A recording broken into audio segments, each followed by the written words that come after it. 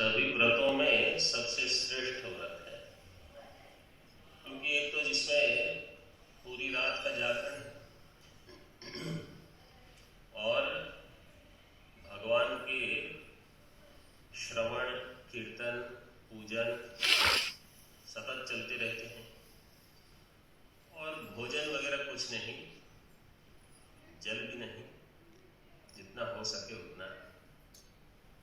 तो सभी इंद्रियों पर नियंत्रण और ध्यान एकाग्रता से केवल परमात्मा में, तो इसलिए ये श्रेष्ठ व्रत कहा जाता है।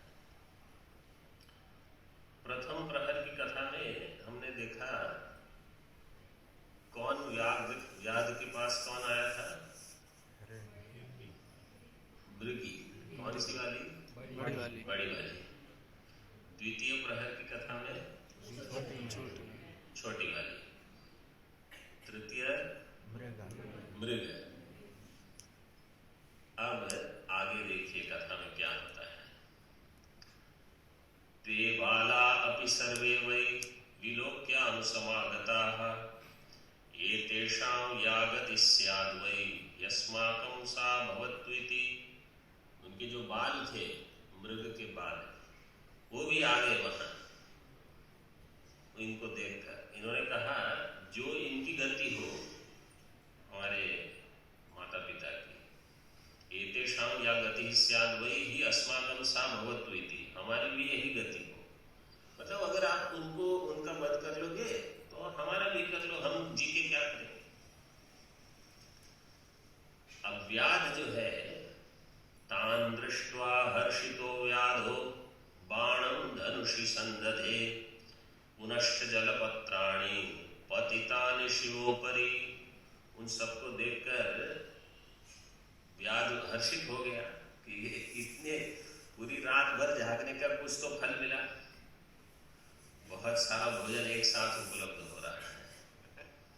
तो बाण धनुष पर अनुसंधान करके जैसे ही बाण छोड़ने की प्रक्रिया कर रहा था, कुछ बिल्वर भगवान शिव जी पर गिरे। जलपत्राणि पतितानि शिवोपरि, जल और कुछ पत्थर, तो अभिषेक हो गया। मतलब पहले भी जैसे स्वामी जी ने बताया, महाराज जी ने भी बताया था कि बिना जानकर भी अगर हम कोई सत्य अनुष्ठान करते हैं तो उस अनुष्ठान का जो फल है वो हमें प्राप्त हो जाएगा। तो बचपन से ही अगर आप जल्दी उठते हो, कुछ श्लोक कंठस्थ करते हो, तो जीवन भर वो प्रक्रिया रहती है। और जो जो हम जानकर अथवा बिना जानकर जो धर्म कार्य करते हैं, सभी का फल पूर्ण रूप से प्राप्त होता है। तो अब चतुर्थ याम की पूजा हो गई व्याध के द्वारा। तेन जाता चतुर्थस्य पूजायामस्य वै शुभा तस्य पाप तदा सर्वं भस्मसाद भवत्क्षणात्। तेन, वो जो पत्र और कुछ जल शिव जी पर गिरे, उससे चतुर्थस्य यामस्य शुभा पूजा जाता। चतुर्थ याम की सुंदर पूजा, मंगलमयी पूजा हो गई। तो जो बाकी पाप बचा था, हर याम की पूजा से कुछ कुछ पाप की निवृत्ति होती रही। जो अंतिम पाप था, तस्य पाप तदा सर्वं भस्मत्सात्, समस्त पाप भस्म हो गया क्षणात्। मृगी मृगी मृगश्चोजुः शीघ्रं वै व्याध सत्तम अस्माकं सार्थकं देहं कुरु त्वं हि कृपां कुरु। अब वो मृगी मतलब छोटी, मृगी मतलब बड़ी, और मृग, ये इन्होंने कहा कि अब व्याध सत्तम, शीघ्र ही तुम हमारे देह को सार्थक करो। सार्थक करो मतलब पहले उन्होंने कहा था कि हमारा देह सार्थक तब होगा जब किसी के उपयोग में आ जाएगा, उपकार हम करेंगे। तो उपकार तब होगा जब आप हमारा भोजन के लिए वध कर दो। अब सूत जी कह रहे हैं, इति तेषां वच श्रुत्वा व्याधो विस्मयमागतः शिवपूजा प्रभावेण ज्ञानं दुर्लभमाप्तवान्। तेषां वचः श्रुत्वा, ये मृग मृगी इनके वचन सुनकर व्याधो विस्मयम आगतः, ये व्याध का उसको विस्मय लगा कि अब इनके वध करने की आवश्यकता नहीं दिख रही है उसको।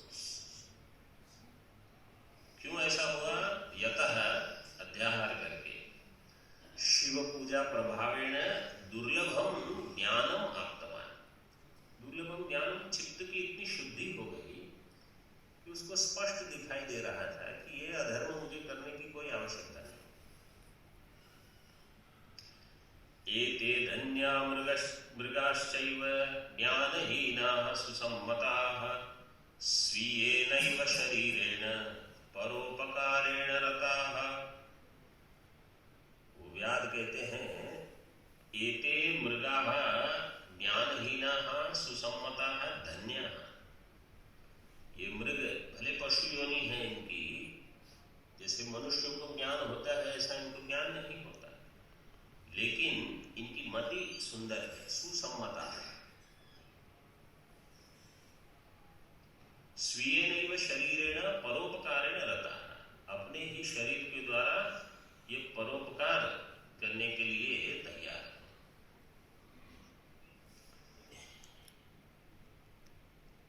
मोहवशात अगर कोई कर्म किया जाता है और सोच समझकर कुछ कर्म किया जाता है, तो जो सोच समझकर करते हैं उसमें अधिक फल होता है, क्योंकि वो विवेक जन्य है। तो यहां ये बता रहे हैं कि ये मृगा जो है, इन्होंने इतना तो विवेक प्राप्त कर लिया है कि अपने शरीर को देकर किसी का परोपकार भी कर सकते हैं। स्वीयेनैव शरीरेण परोपकारेण रताः। तो अब वो कह रहे हैं, मानुष्यं जन्म संप्राप्य साधितं किं मया अधुना परकीयं च संपीड्य शरीरं पोषितं मया। मैंने मनुष्य जन्म प्राप्त किया, ये हम सब अपने लिए विचार कर सकते हैं। मनुष्य जन्म की प्राप्ति हुई है, मया अधुना किं साधितम, मेरे द्वारा अभी क्या सिद्ध हुआ है। व्यास कह रहा है कि परकीयम च संपीड्य शरीरम मया पोषितम। परकीयम शरीरम संपीड्य मया शरीरम पोषितम। अन्य के शरीर को पीड़ा देकर मैंने अपने शरीर का पोषण किया। तो जब हम बिल्कुल स्वार्थ की भावना में जीते हैं कि जो मेरा, मुझे जो चाहिए बस, बाकी जिसका जो होना है वो हो, तो बहुत ही सीमित समझ है हमारी। लेकिन जब हम स्वार्थ का परित्याग करके थोड़ा विस्तृत हमारी समझ बनाते हैं, इसी को भगवत गीता में कहा कर्मयोग। कर्मयोग का अर्थ ही है कि हम जो भी कर्म करें केवल व्यष्टि को ध्यान में रख के नहीं, बल्कि समष्टि को ध्यान में रख के। जैसे परिवार में भी अगर कोई कर्म करना है तो केवल मुझे क्या लाभ होगा इतने मात्र से नहीं, लेकिन परिवार के जितने सदस्य हैं सभी को क्या इससे लाभ होगा। अगर हम संस्था में हैं तो संस्था में केवल मुझे क्या लाभ होगा इतना नहीं देखकर सभी को इससे क्या लाभ होगा। और अगर देश, अपने आप को अगर हम देशवासी मानते हैं तो समस्त देश को क्या इससे लाभ होगा। तो जितनी हमारी समझ बड़ी हो सकती है उतना समझ लो हमारा अहंकार कम हो गया।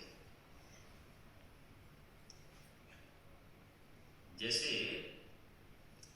समझो एक ग्लास पानी में 2 चम्मच नमक डाल दिए, तो पानी खारा रहेगा।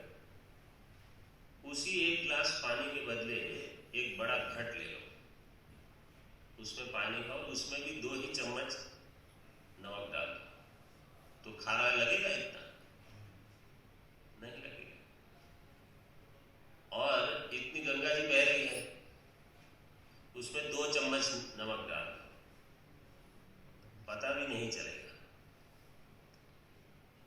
तो जितनी बड़ी समष्टि है उसमें हमारा अहंकार अगर मिल गया तो उसका अस्तित्व नहीं के बराबर रहेगा। उपासना का यही प्रयोजन है। जैसे आज प्रातः बता रहे थे, विराट में अगर हम तादात्म्य कर लेते हैं समष्टि, तो अहंकार बिल्कुल कम हो जाता है। तब वेदांत स्पष्ट रूप से ग्रहण होता है।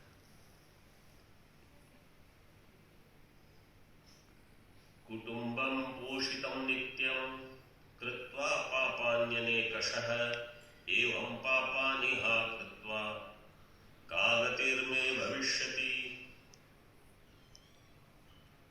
अनेकशः पापानि कृत्वा, अनेक प्रकार के पाप करके मैंने अपने कुटुंब का पोषण किया है। अब उनको पश्चाताप हो रहा है, हा पापानि कृत्वा का मे गतिर् भविष्यति, मेरी क्या गति होगी। काम वा गतिं गमिष्यामि पातकं जन्मतः कृतं इदानीं चिन्तयाम्येवं धिक् धिक् च जीवनं मम। कौन सी गति को मैं प्राप्त करूंगा? मनुष्य शरीर अगर ऐसे ही व्यर्थ हो गया, पशु योनि में जाना पड़ेगा। पातकम जन्मतः कृतम, इतने पाप कर्म इस जन्म में हुए हैं। इदानीं चिंतयामि, अब वो सोच रहे हैं, मैं सोच रहा हूं क्या क्या पाप दुष्कर्म किए हैं। धिक् धिक् च जीवनम, धिक्कार है मेरे जीवन पर। इति ज्ञानं समापन्नो बाणं संवारयंस्तदा गम्यतां च मृगश्रेष्ठा धन्यास्त इति चाब्रवीत। इस प्रकार से ज्ञान से समापन्न व्याध उसने बाण को समेट लिया। अब कोई वध करने की आवश्यकता नहीं। इस प्रकार से हे मृगश्रेष्ठा, आप धन्य हो, धन्यास्त इति च अब्रवीत। इत्युक्ते च तदा तेन प्रसन्नः शंकरः सदा पूजितं च स्वरूपं हि दर्शयामास सम्मतम्। देखो क्या आश्चर्य हुआ जब भगवान ने व्याध की वाणी सुनी।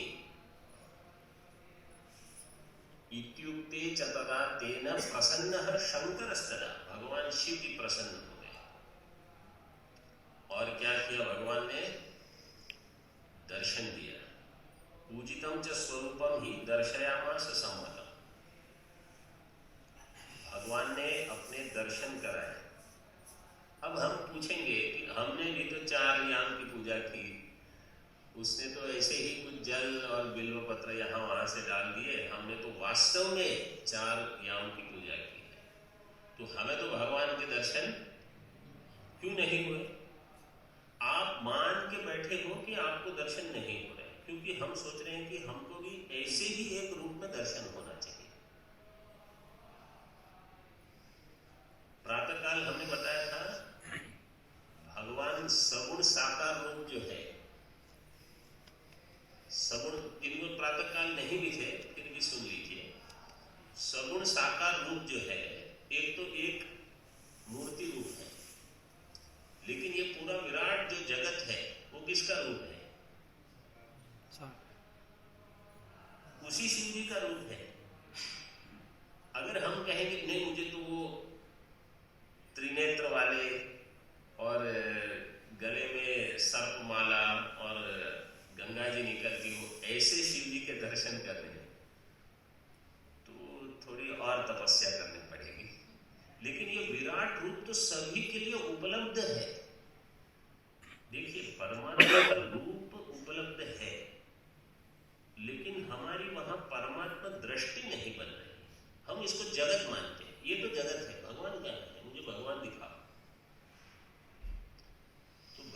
यही कह रहे हैं कि जिसको तुम जगत मान रहे हो वो वास्तव में मेरा ही रूप है।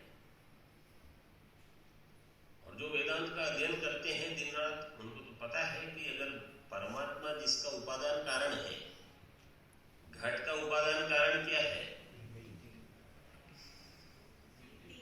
अगर मिट्टी उसका उपादान कारण है तो किस काल में वो घट मिट्टी से भिन्न है? कभी भी नहीं। तो अगर जगत का उपादान कारण परमात्मा है तो किस काल में जगत परमात्मा से भिन्न है? ये बुद्धि हमको अगर हो गई तो जगत में परमात्मा का दर्शन होते रहेगा। ये परमात्मा का आशीर्वाद हो गया। अगर ये नहीं हो रहा है तो कहीं हमारी पूजा में चूक हुई है। कुछ भोजन आज कर लिया होगा, ये व्यास ने तो कुछ नहीं खाया था, ऐसा लिखा है। तो भगवान ने दर्शन दिए और भगवान अब व्याध को स्पर्श करते हैं। संस्पृश्य कृपया शंभुस तम व्याधम प्रीतितो ब्रवीत वरम ब्रूहि प्रसन्नोस्मि व्रतेनानेन भिल्लक। शंभु कृपया संस्पृश्य, अपनी कृपा से भगवान ने उसको संस्पर्श करके व्याधम प्रीति तो अब्रवीत, बहुत प्रीति से भगवान ने उसको कहा वरम ब्रूहि, वर मांगो, प्रसन्नोस्मि, मैं तुम पर बहुत प्रसन्न हूं। क्यों? अनेन व्रतेन, क्योंकि तुमने ये व्रत किया जो रात भर। व्याधोपि शिवरूपं च दृष्ट्वा मुक्तो भवत्क्षणात् अपात शिवपादाग्रे सर्वं प्राप्तमिति ब्रुवन्। व्याध भी शिवरूप देखकर मुक्तो अभवत् क्षणात्, उसी क्षण मुक्त हो गया।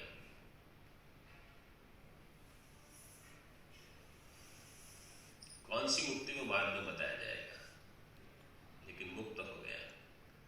और साष्टांग उसने भगवान के पद में नमस्कार किए, शिव पादाग्रे पपात, और कह दिया सर्वम प्राप्तम, प्रभु मैंने जो चाहिए मुझे सब मिल गया, कुछ नहीं चाहिए। शिवोपि सुप्रसन्नात्मा नाम दत्त्वा गुहेति च विलोक्य तं कृपा दृष्ट्या तस्मै दिव्यान् वरान् ददात्। शिवोपि सुप्रसन्नात्मा, भगवान शिव जी भी सुप्रसन्न होकर भगवान ने उनको एक नया नाम दिया। पहले उनका किस नाम क्या था? सभी लोग किस नाम से उनको जानते थे? प्रथम याम की पूजा में महाराज जी ने बताया गुरुद्रोह, किसी ने उत्तर दिया। अब भगवान शिव जी ने उसको नाम दे दिया गुह। कौन है ये गुह? निषादराज। देखिए, और उनको दिव्य वर देते हैं भगवान शिव जी। शिव उवाच शृणु व्याद्याद्य भोगांस्त्वं भुङ्क्ष्व दिव्यान् यथेप्सितान् राजधानीं समाश्रित्य शृंगवेरपुरे पराम्। शृंगवेरपुर राजधानी में तुम रहो और मेरे द्वारा दिए गए दिव्य दिव्य भोग, जो तुम्हारी इच्छा हो वो सब का वहां भोग करो, दिव्य भोग।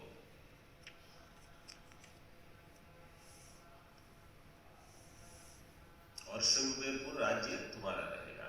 अनपाया वंश वृद्धि श्लाघनीय सुरैरपि गृहे रामस्तव व्याध समायास्यति निश्चितम।